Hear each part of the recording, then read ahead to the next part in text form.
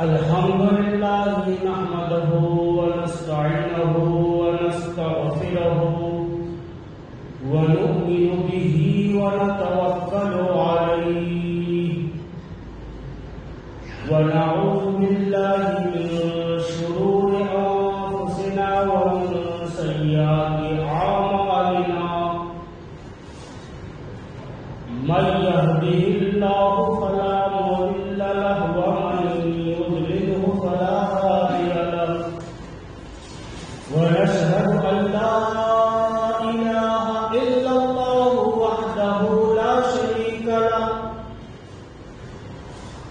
ونشهد أن سيدنا ونبينا ومولانا محمدا عبده ورسوله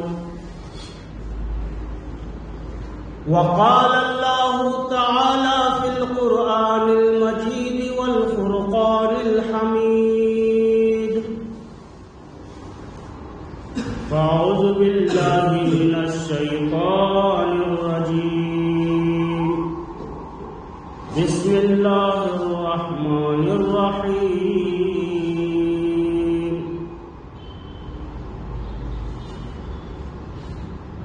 قل إن كنتم تحبون الله فاتبعوني يحببكم الله صدق الله العظيم ونحن على ذلك لمن الشاهدين والشاكرين والحمد لله رب العالمين.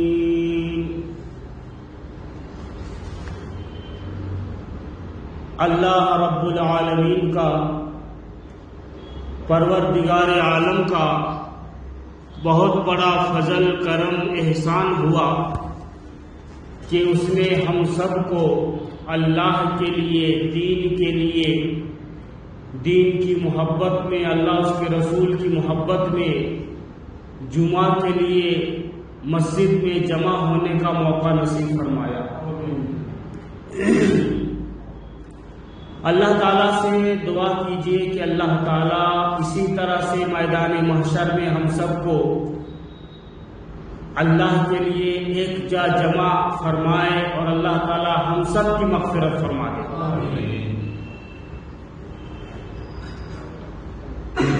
بہت خوب. آج تھوڑے ہی لوگ ہیں لیکن زندہ ہیں. اللہ تعالیٰ مرتے دم تک آپ کے روح کو زندہ فرما دے. بس چند اشعار نعتیہ کلام کے آپ حضرات کے لیے پیش نظر ہے. دعا کریں اور اس کے اوپر عمل کرنے کی کوشش کریں. درود شریف پڑھ لیجیے. اللہم صلی علی محمد وعلی آل محمد كما صليت على إبراهيم وعلى آل إبراهيم إنك حميد مجيد. اللهم بارك على محمد وعلى آل محمد كما باركت على إبراهيم وعلى آل إبراهيم إنك حميد مجيد. بسد خلوص و فضیلت سلام کرتی ہے. بسد خلوص و فضیلت سلام کرتی ہے. بسد خلوص و فضیلت سلام کرتی ہے. میرے نبی کو نبوت سلام کرتی ہے. میرے نبی کو نبوت سلام کرتی ہے. بنے ہیں مقتدی سب انبیاء شب اسرا. بنے ہیں مقتدی سب انبیاء شب اسرا. بنے ہیں مقتدی سب انبیاء شب اسرا. قسم خدا کی امامت سلام کرتی ہے، قسم خدا کی امامت سلام کرتی ہے، میرے نبی کو نبوت سلام کرتی ہے۔ اور یہ شعر ماں باپ کے لیے، ضعیف ماں کے جو پاؤں دبا کے سوتا ہے، ضعیف ماں کے جو پاؤں دبا کے سوتا ہے، تو ایسے بندے کو جنت سلام کرتی ہے، تو ایسے بندے کو جنت سلام کرتی ہے، میرے نبی کو نبوت سلام کرتی ہے۔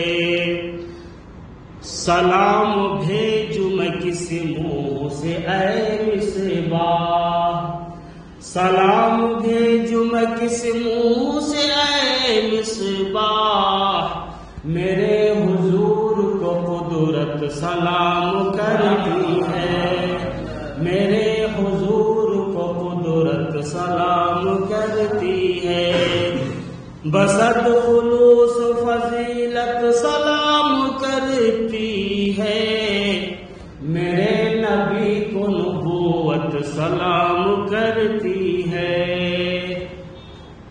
صلی اللہ علیہ وسلم۔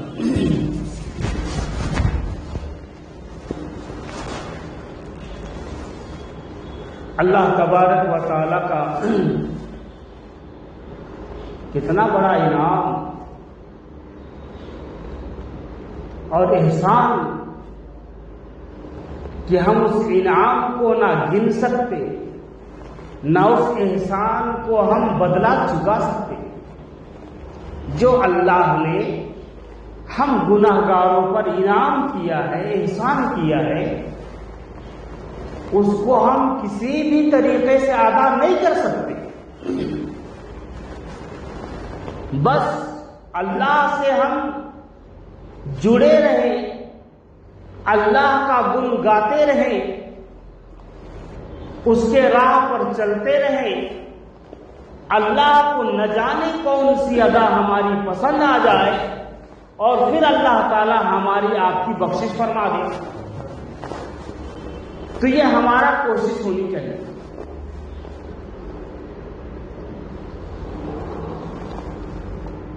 اللہ کے رسول صلی اللہ علیہ وسلم نے فرمایا، من احب للہ ومن ابغض للہ ومن عاطى للہ ومن منع للہ۔ ایک ہوتا ہے محبت، ایک ہوتی ہے دوستی۔ ہر کوئی دوستی کرتا ہے، ہر کوئی محبت کرتا ہے۔ جس کے دل میں محبت نہیں، وہ گویا کہ انسان ہی نہیں۔ اچھا، انسان بھی جو ہے نا دو قسم کے ہیں۔ ایک انسان کے اندر قوت ملکیت ہوتا ہے اور ایک انسان کے اندر قوت بہیمیت ہوتا ہے۔ قوت بہیمیت کیا ہے اور قوت ملکیت کیا ہے؟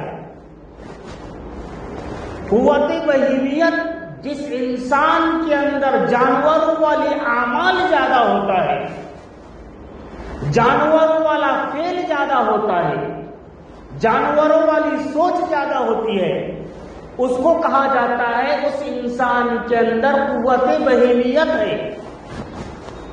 اور جس انسان کے اندر محبت کی سوچ ہوتی ہے، دوستی کی سوچ ہوتی ہے، اللہ اس کے رسول کے فرمان کے حساب سے اس کا عمل ہوتا ہے، تو گویا کہ اس انسان کے اندر قوت ملکیت زیادہ ہوتا ہے۔ اب ہم اور آپ تو شکلی اعتبار سے، جسمانی اعتبار سے انسان نظر آ رہے ہیں، کوئی دیکھنے والا پوچھے کہ بھائی یہ دو پیر والا ہاتھ، دو پیر والا، دو ہاتھ والا، دو آنکھ والا، یہ اتنا جسم رکھنے والا کون ہے؟ تو آپ کیا بولیں گے؟ بھائی انسان ہے، بولیں گے انسان ہے بھائی، یہ انسان ہے۔ لیکن جب اس کے اعمال کے اوپر غور کریں گے، اس کی سوچ کے اوپر غور کریں گے، اس کی فکر کے اوپر غور کریں گے، تو محترم دوستو اس کا سارا ماحصل یہ نکلے گا کہ یہ انسان تو ہے لیکن اس کا سوچ جانوروں جیسی ہے، اس کا اعمال جو ہے جانوروں کی طرح ہے۔ اسی لیے ہمیں اور آپ کو اللہ تعالیٰ سے دعا کرے کہ اے اللہ ہمیں تیری دوستی کے لیے ایک دوسرے سے محبت کرنے کی توفیق نصیب فرمائے، تیری رضا کے لیے، تیری خوشی کے لیے ہم دوسروں کو ایک دوسرے سے محبت کی توفیق نصیب فرمائے۔ گزشتہ جمعہ میں نے کہا تھا حضرت بلال حبشی رضی اللہ تعالی عنہ، اللہ کے رسول صلی اللہ علیہ وسلم فرماتے ہیں اے بلال تو یہ کیا عمل کرتا ہے کہ تو مکہ المکرمہ کی سرزمین پر، مدینہ المنورہ کی سرزمین پر چلتا ہے تو تیرے چلنے کی جوتی کی آواز عرش پر سنائی دیتا ہے۔ میں نے کہا تھا نا بھائی کہ دو عمل میں بتاؤں گا بول کے، وہ کون سا دو عمل کرتے تھے حضرت بلال حبشی رضی اللہ تعالیٰ عنہ؟ وہ دو عمل اتنا آسان ہے، اتنا آسان ہے، اتنا آسان ہے کہ اگر کوئی یہ چاہتا ہے کہ میں بھی جنت میں چلا جاؤں، میرا بھی ٹھکانہ جنت میں ہو جائے، تو وہ دو عمل اس کے لیے کرنا آسان ہو جائے گا۔ بتا دینا، نہیں بتا دینا، عمل کریں گے وہ سب۔ اللہ تعالیٰ ہمیں بھی آپ کو بھی عمل کی توفیق نصیب فرمائے۔ رسول اکرم تاجدار حرم حضرت محمد رسول اللہ صلی اللہ علیہ وسلم نے پوچھا اے بلال تو دو عمل کو سا عمل کرتا ہے کہ تیرے اس عمل کو اللہ نے اتنا پسند فرمایا کہ تیرے چلنے کی آواز، تیری جوتی کی آواز عرش پر سنائی دیتی ہے؟ اللہ کے رسول صلی اللہ علیہ وسلم کے پوچھنے پر حضرت بلال کہنے لگے یا رسول اللہ صلی اللہ علیہ وسلم میرا تو کوئی خاص عمل نہیں ہے، بس میرا دو عمل ہے، مجھے یقین ہے کہ یہ دو عمل کی وجہ سے اللہ تبارک و تعالیٰ نے مجھے اتنا اونچا مقام دیا۔ فرمایا بلال ذرا بتا تو صحیح وہ دو عمل کیا ہے؟ فرمایا اے اللہ کے رسول صلی اللہ علیہ وسلم میرا دو عمل یہ ہے کہ میں 24 گھنٹہ باوضو رہتا ہوں۔ کیا فرمایا؟ 24 گھنٹہ باوضو رہتا ہوں، اور 24 گھنٹے میں صرف رات کے حصہ میں جب میں سوتا ہوں اور سونے کی حالت میں جو میرا وقت گزرتا ہے، لیکن جو ہی میری آنکھ کھلتی ہے میں اٹھ جاتا ہوں تو فوراً وضو بناتا ہوں۔ یہ میرا ایک عمل ہے۔ دوسرا عمل یہ ہے اللہ کے رسول صلی اللہ علیہ وسلم کہ جب بھی میں وضو بناتا ہوں 2 رکعت تحیۃ الوضو نماز پڑھ لیتا ہوں۔ کیا فرمایا بھائی؟ تحیۃ الوضو 2 رکعت نفل کی نماز ہے۔ یہ کیا نماز ہے بھائی؟ نفل کی نماز ہے۔ 2 رکعت وضو بناتے ہی جو شخص 2 رکعت نفل کی نماز پڑھ لے گا تحیۃ الوضو، اس کو اللہ یہ مقام دے گا، اتنا مقام دے گا، اتنا بڑا مقام دے گا۔ تو یہ 2 عمل کریں گے نا انشاءاللہ۔ تو خیر اگر 2 رکعت نماز پڑھنے کی نوبت نہ آئے تو نہ آئے، لیکن باوضو رہیں گے انشاءاللہ۔ اللہ تعالی ہم سب کو عمل کی توفیق نصیب فرمائے۔ جس طرح انسان جو ہے نا بیڑی پینے والا، سگریٹ پینے والا، پان کھانے والا، گٹکا کھانے والا 24 گھنٹہ خالی منہ رہ سکتا ہے بھائی؟ اللہ تعالیٰ ہم لوگوں کو، اللہ آپ کو بھی ہم کو بھی توفیق عطا فرمائے اس بری عادتوں سے۔ رمضان کا روزہ چھوڑ دیتے، کیا کرتے بھائی؟ رمضان کا روزہ چھوڑ دیتے۔ پوچھا جاتا ہے جناب روزہ کیوں نہیں رکھتے؟ فرمایا کیا بتاؤں مولانا، یہ گٹکے کی عادت ہے، پان کی عادت ہے، بیڑی کی عادت ہے۔ تو کتنا منحوس آدمی ہوگا وہ کتنا بدبخت آدمی ہوگا، کتنا کم نصیبہ والا آدمی ہوگا جو اللہ کے اتنے فرض کو، روزے کو بیڑی سگریٹ اور پان کے لیے چھوڑ دیتا ہے۔ اچھے خاصے انسان ماشاء اللہ جسم سے دیکھو گے تو 4 انسان کو ایک جگہ کھڑا کرو، اس اکیلے کو ایک جگہ کھڑا کرو، تم دکھے گا تو بہت بڑا پہلوان ہے، لیکن 12-13 گھنٹہ روزہ نہیں رکھ سکتا۔ اللہ اسی کو توفیق دیتا ہے جس کو اللہ اپنا محبوب بندہ سمجھتا ہے اور بنانا چاہتا ہے۔ اب کوئی لوگ تو ایسے خطرناک ہوتے ہیں کہ بولے کیا بتاؤں مولانا، اوپر سے پیے تو نیچے سے اترتا اور نہیں تو لا حول ولا قوت الا باللہ۔ اوپر سے اب یہ اشارہ کنایا میں بات کرنا پڑتا، سمجھ گئے ہوں گے آپ لوگ۔ کبھی کبھی باتیں جو ہے نا اشارہ کنایا میں کرنا پڑتا، کھلم کھلا نہیں بولنا پڑتا۔ تو ایسی بری عادت ہوگی، اللہ تعالیٰ حفاظت فرمائے، اللہ تعالیٰ سب کو اچھی عادتیں عطا فرمائے۔ تو 2 عمل حضرت بلال حبشی رضی اللہ تعالیٰ عنہ کے ایسے تھے کہ اللہ کو پسند تھا، اور 2 عمل ہم اور آپ بھی کر سکتے ہیں، اللہ تعالیٰ ہمیں بھی توفیق عطا فرمائے۔ اور ابھی میں نے آپ حضرات کے سامنے حدیث پڑھی، وَمَنْ آتَى لِلَّهِ وَمَنْ أَحَبَّ لِلَّهِ وَمَنْ أَبْغَضَ لِلَّهِ وَمَنْ مَنَعَ لِلَّهِ۔ اب اتنے لوگ جو ہم لوگ جمع ہوئے ہیں اور جمعہ کے جمعہ ہزاروں لوگ ایک جگہ پر جمع ہوتے ہیں، یہ کس کے لیے ہوتے ہیں بھائی؟ کس کے لیے؟ اللہ اور اس کے رسول کی محبت میں جمع ہوتے ہیں، اللہ اور اس کے رسول کی محبت میں جمع ہوتے ہیں۔ اور جو بندہ، جو بندی اللہ کی محبت کے لیے، اللہ کی رضا کے لیے ایک دوسرے سے ملاقات کرتا ہے، ایک دوسرے کی زیارت کرتا ہے، ایک دوسرے کا حال چال پوچھتا ہے، اللہ تعالیٰ کو یہ ادا اتنا پسند ہے کہ فرمایا کہ اللہ تبارک و تعالیٰ ایسے بندوں کو کل قیامت کے دن، جس دن کوئی سایہ نہیں ہوگا عرش کے، شجر طوبہ کے سایہ کے علاوہ کوئی سایہ نہیں ہوگا، اللہ تعالیٰ ایسے بندے کو اس درخت کے نیچے جگہ دے گا، اس سائے کے نیچے جگہ دے گا۔ فرمایا من احب للہ، جو اللہ کے لیے دوستی کرتا ہے، ومن ابغض للہ، اور اللہ کے لیے دشمنی کرتا ہے، ومن اعطى للہ، اور اللہ کے لیے دیتا ہے، ومنع للہ، اور اللہ کے لیے روکتا ہے، تو اللہ تعالیٰ اس کو کیا انعام دے گا بھائی؟ اللہ تعالیٰ اس کو قیامت کے دن عرش کے نیچے جگہ دے گا، عرش کے سائے کے نیچے جگہ دے گا۔ اور عرش کے دن، قیامت کا دن کون سا دن ہوگا؟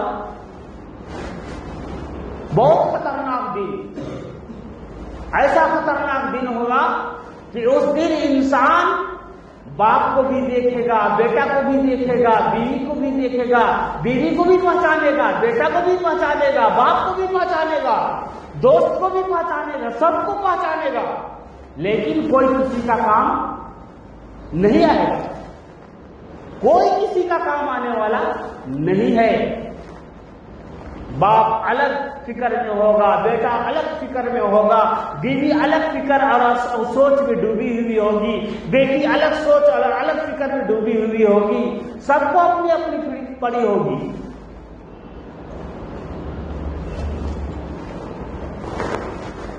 تو اللہ تبارک و تعالیٰ کے لیے دوستی کرنا، اللہ کے لیے دینا، اللہ کے لیے روکنا، اللہ کے لیے دشمنی کرنا، یہ اللہ کو بہت پسند ہے۔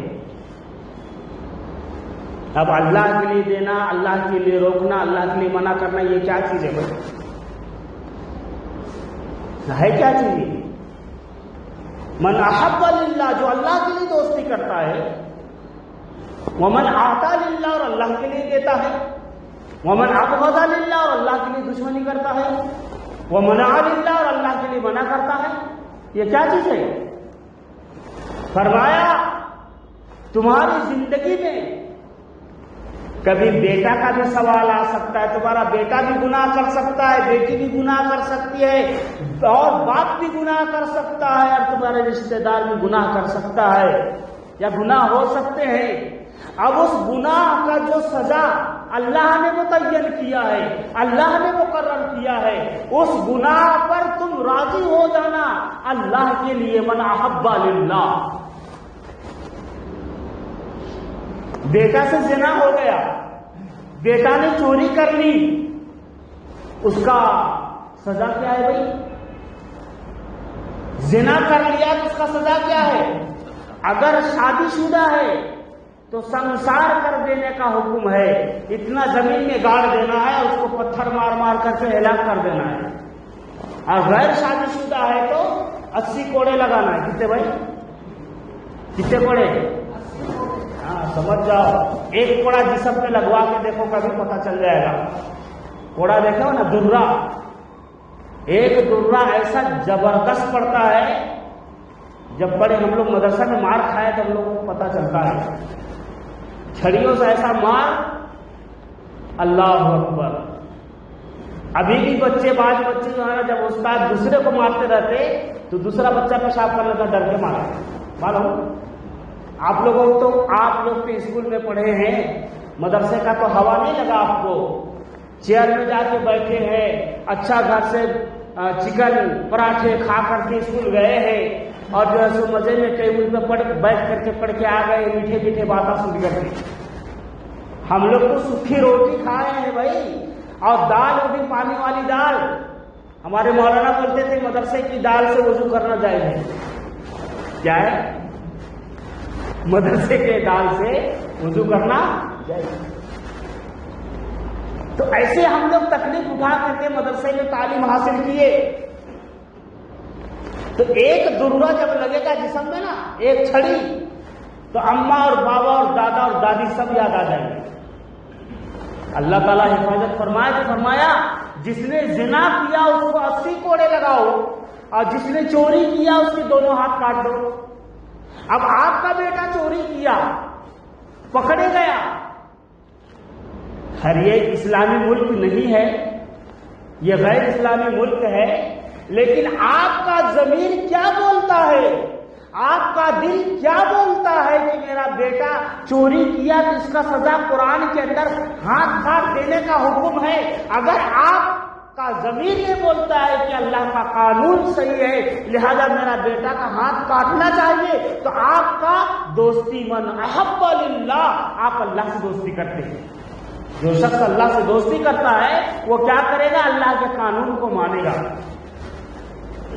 ومن ابغض للہ، اور اس وقت بیٹا سے دشمنی کر لے گا، کہے گا نہیں ہم تو تجھے اپنا بیٹا تسلیم کرتے ہیں، لیکن جب تمہارا ہاتھ کٹ جائے گا، تم زندہ رہو گے، تب ہم دوستے. ابھی تمہاری من ابغض للہ ومن ابغض للہ، ابھی اس وقت تو ہم تمہارا دشمن ہے، تمہارا جب تک سزا نہ ہو جائے.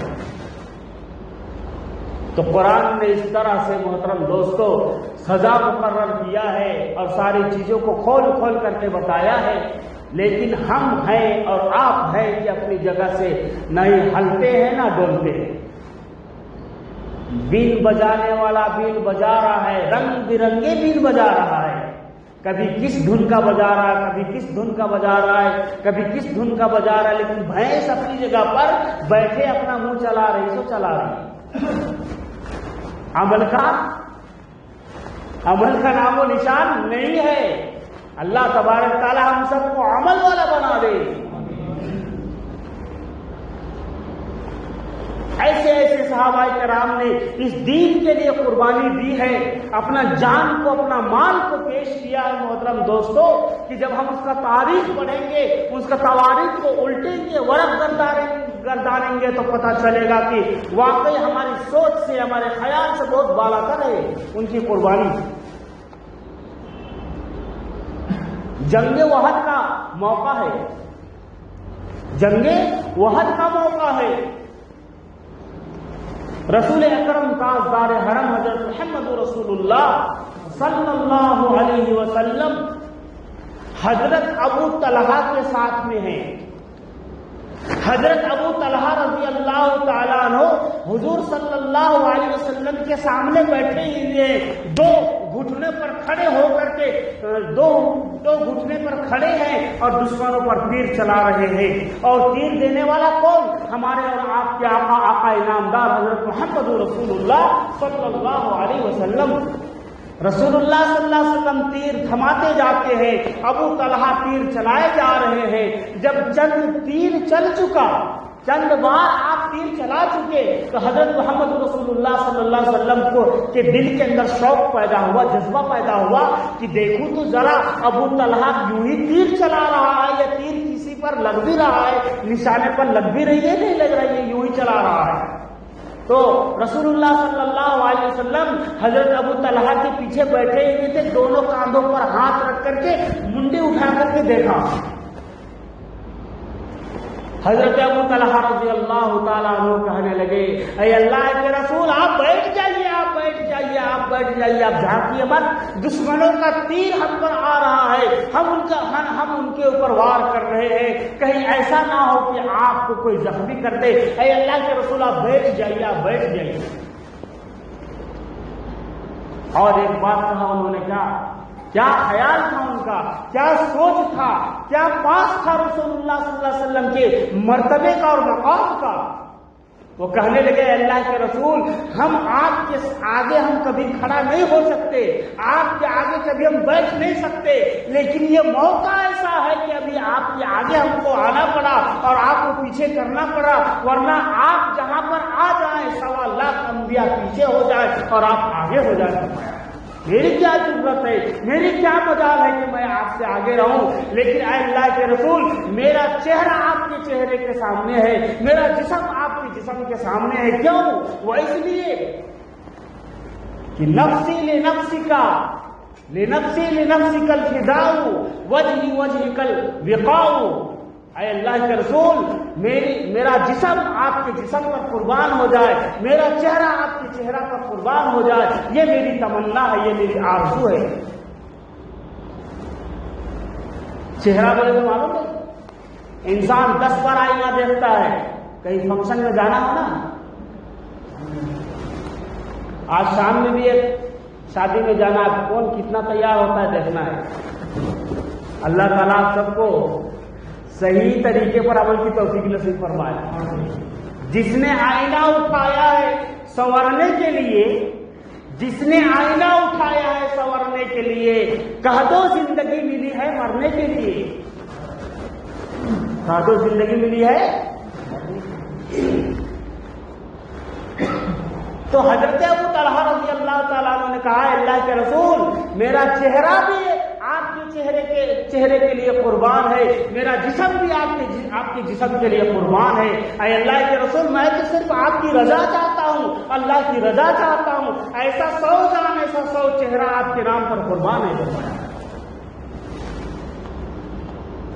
تو اس طرح سے اللہ کے رسول صلی اللہ علیہ وسلم نے قربانیاں آپ کے صحابہ کرام نے ایسی قربانی دی.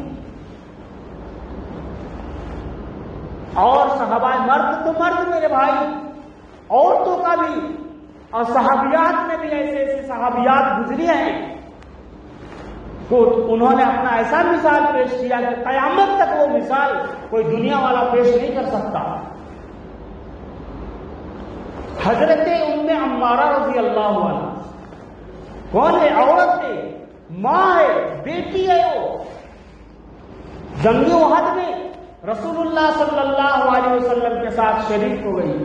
کہنے لگے اللہ کے رسول میں بھی جنگ میں جاؤں گی. اللہ کے رسول نے پوچھا تم کیا کرو گی جنگ میں جا کر کے؟ عورت تو کمزور ہوتی ہے، صنف نازک ہوتی ہے. اللہ کے رسول صلی اللہ علیہ وسلم نے جب کہا تو اللہ کے رسول وہ صحابیہ کہنے لگی اللہ کے رسول صلی اللہ علیہ وسلم میں نے ایمان کی لذت کو پا لیا ہے، ایمان کی مٹھاس کو پا لیا ہے، ایمان کی چاشنی کو میں نے چکھ لیا ہے، اور میرے دل کے اندر اللہ اور اس کے رسول کی محبت ایسی بیٹھ گئی ہے اور اس کا مزہ ایسا مجھے مل گیا ہے کہ میں دنیا تو کیا، دنیا کے لیے 100 جانیں قربان کر سکتی ہوں۔ اے اللہ کے رسول، میں جنگ میں مانتی ہوں کہ میں جنگ نہیں کر سکتی، تلوار نہیں چلا سکتی، لیکن اتنا تو کام کر سکتی ہوں کہ زخمیوں کو پانی تو پلا سکتی ہوں۔ کہاں پر جانے تیار ہے بھائی؟ جہاں پر جان لینے اور جان دینے کی کام چل رہا ہو، مارکا چل رہا ہو، اس جنگ میں کون جا رہی ہے بھائی؟ حضرت ام عمارہ رضی اللہ تعالیٰ عنہ۔ اور جب اس جنگ میں گئی ہیں محترم دوستو، پہلے تو وہ پانی پلا رہی تھی زخمیوں کو، پانی کا گھڑا لے کر کے جا رہی ہے، زخمیوں کو پانی پلا رہی ہے، زخمیوں کے زخم پر مرہم پٹی رکھ رہی ہے۔ اتنے میں کیا دیکھتی ہے کہ لشکر کے اندر بھگدڑ مچ گیا ہے اور صحابہ کرام رضوان اللہ علیہم اجمعین پریشان والے، اور آپ نے دیکھا کہ ابن قومیہ جو اسلام کا دشمن ہے، نام ہے ابن قومیہ، اسلام کا دشمن ہے، دین کا دشمن ہے، وہ یہ نعرہ لگا رہا ہے، اے لوگوں مجھے بتاؤ محمد کون ہے، اے لوگوں مجھے بتاؤ محمد کون ہے، آج میں اس کو زندہ نہیں چھوڑوں گا، نعوذ باللہ۔ یہ آواز کو سننا تھا۔ ام عمارہ رضی اللہ عنہا گھڑا پھینک دی اور میان سے تلوار نکال کر کے وہاں پر کھڑی ہو گئی، سامنے کھڑی ہو گئی اور کہنے لگی میں اپنا جان تو قربان کر سکتی ہوں، لیکن تجھے میں محمد تک نہیں پہنچنے دوں گی۔ کیا فرمایا؟ ام عمارہ رضی اللہ عنہا اور ابن قومیہ لوہے کا لباس پہنا ہوا ہے، تلوار ہوا میں لہراتے ہوئے کہتا ہے، اے لوگوں مجھے بتاؤ محمد کون ہے، نعوذ باللہ آج میں اس کو قتل کر دوں گا۔ جب یہ آواز سنی ام عمارہ رضی اللہ عنہ دوڑے وہاں پر جا کر کے کھڑے ہو گئے جہاں پر رسول اللہ صلی اللہ علیہ وسلم تشریف رکھتے تھے، اور ابن قومیہ آگے بڑھ رہا ہے، تلوار چلا رہا ہے، اور آپ تلوار روک رہی ہے، آپ بھی تلوار چلا رہی ہے۔ اتنے میں اس کے کتنے بھی وار کر رہی ہے لیکن اس کو اثر کچھ نہیں ہوا، اس لیے کہ وہ لوہے کا ذرا بن گیا۔ اتنے میں انہوں نے ایسا وار کیا کہ ام عمارہ رضی اللہ عنہا کا گردن کاندھے پر جا کے تلوار لگی، اور وہ تلوار اتنا گہری لگی محترم دوستو، جب وہ تلوار کو نکالا گیا تو خون کا فوارہ اٹھنے لگا۔ اس وقت ام عمارہ کہتی فزت و رب الکعبہ، رب کعبہ کی قسم میں کامیاب ہو گئی، لیکن میری جان ابھی بھی باقی ہے، میں اس وقت تک اپنی جان پر کھیلتی رہوں گی، لڑتی رہوں گی، تلوار چلاتی رہوں گی، جب تک میرے جسم میں جان ہے، میں محمد عربی صلی اللہ علیہ وسلم تک پہنچنے نہیں دوں گی۔ اور محترم دوستو، اتنے میں وہ دفاع کر دیا، وہ دشمن کو بھگا دیا، جنگ سے فارغ ہو گئے۔ رسول اللہ صلی اللہ علیہ وسلم ان کے حق میں دعا کرنے لگے کہ اے اللہ ام عمارہ کو جنت میں جگہ دے، اے اللہ ام عمارہ کو سلامت رکھ، اے اللہ ام عمارہ کو دونوں جہان میں کامیابی دے۔ اس وقت ابن عمارہ رضی اللہ عنہ کہنے لگی، اے اللہ کے رسول، میں یہ دعا نہیں مانگنا چاہتی، میں دنیا میں زیادہ دن جینے کا دعا نہیں مانگنا چاہتی، دنیا میں سلامتی کا دعا نہیں مانگنا چاہتی، اگر آپ دعا ہی کرنا ہے تو میرے لیے ایک دعا کر دیجیے۔ فرمایا، کیا فرمایا؟ میرے لیے ایک دعا کر دیجئے۔ کہنے لگے اللہ کے رسول کیا دعا کروں، بتاؤ تو صحیح۔ فرمایا اے اللہ کے رسول میرے لیے یہ دعا کر دیجئے کہ میرا گھر جنت میں آپ کے گھر کے سامنے ہو، میرا گھر جنت میں آپ کے گھر کے سامنے ہو، کہ میں آپ کو دن رات وہاں بھی دیدار کرتا رہوں اور آپ کے اوپر درود پڑھتا رہوں، آپ کا چہرے کا دیدار کرتا رہوں۔ اللہ کے رسول صلی اللہ علیہ وسلم نے دعا کر دی، اور انشاءاللہ اللہ کے رسول صلی اللہ علیہ وسلم کی دعا رد نہیں ہوگی۔ کل قیامت کے دن سارے لوگوں کا گھر کہاں ہوگا، لیکن ام عمارہ تیرے نصیبے پر قربان جاؤں کہ تیرا گھر رسول اللہ صلی اللہ علیہ وسلم کے گھر کے سامنے ہوگا۔ تو کیوں بھائی ان لوگوں نے ایسی قربانی دی، ایسے دین کے لیے قربانی دیے ہیں وہ لوگ، جب جا کر کے یہ دین ہم تک پہنچا ہے۔ تو انشاءاللہ ہم اور آپ بھی کم سے کم آپ سے زیادہ قربانی نہیں مانگتا، صرف 5 وقت مسجد میں آ جائیے، یہ قربانی آپ کے لیے بہت ہے۔ کتنے بھائی؟ 5 وقت کی قربانی آپ دے دیجئے۔ آپ اپنے محلے کی مسجد میں جماعت کے ساتھ نماز پڑھنے کا ارادہ کیجئے، پھر اللہ تعالیٰ دیکھے گا اس قربانی کو تو پھر دوسری قربانی کے لیے قبول کرے گا، کریں گے انشاءاللہ۔ جس نے فجر کی نماز پڑھی اور ظہر سے توفیق ہو گئی تو سمجھ جاؤ اس کی فجر کی نماز قبول ہو گئی، اور جس نے ظہر پڑھی اور عصر کی توفیق مل گئی تو سمجھو کہ اس کو ظہر کی نماز قبول ہو گئی، اور جس نے عصر کے بعد مغرب کی نماز پڑھی تو فرض سمجھو کہ عصر اس کی قبول ہو گئی، اس لیے مغرب کی توفیق ملی، اور جس نے مغرب پڑھی اور عشاء پڑھی، عشاء پڑھنے کے بعد سمجھو کہ اس کی مغرب قبول ہو گئی، اور جس نے عشاء کے بعد فجر کی نماز پڑھی سمجھو کہ اس کی نماز عشاء قبول ہو گئی۔ تو فجر بھی قبول، ظہر بھی قبول، عصر بھی قبول، اور مغرب بھی قبول، اور عشاء بھی قبول۔ اور جس نے ایک نماز پڑھی ایک نماز نہیں پڑھی، پھر مغرب میں پڑھی سیدھے، فجر کے بعد ظہر غائب، عصر غائب، کیا سمجھو بھائی؟ اللہ تعالیٰ حفاظت فرمائے ہماری اور آپ کی۔ نماز پنجگانہ کی اللہ سے دعا کرو کہ اللہ تعالیٰ ہمیں نماز پنجگانہ کی توفیق نصیب فرمائے۔ کبھی عذر کے بنا پر کبھی چھوٹ جائے، اللہ بھی معاف کرنے والا ہے، لیکن جان بوجھ کر کے جس نے نماز چھوڑ دی اس نے کفر کا کام کیا۔ کیا کام کیا؟ کفر کا کام کیا۔ من ترک الصلاۃ متعمدا فقد کفر، جس نے جان بوجھ کر نماز چھوڑ دی اس نے گویا کہ کفر کا کام کیا۔ اللہ تعالیٰ ہمیں اور آپ کو کفر والا عمل سے حفاظت فرمائے۔ اللہ تعالیٰ سارے مسلمانوں کو نیک عمل کی توفیق نصیب فرمائے۔ وآخر دعوانا الحمد للہ رب العالمین۔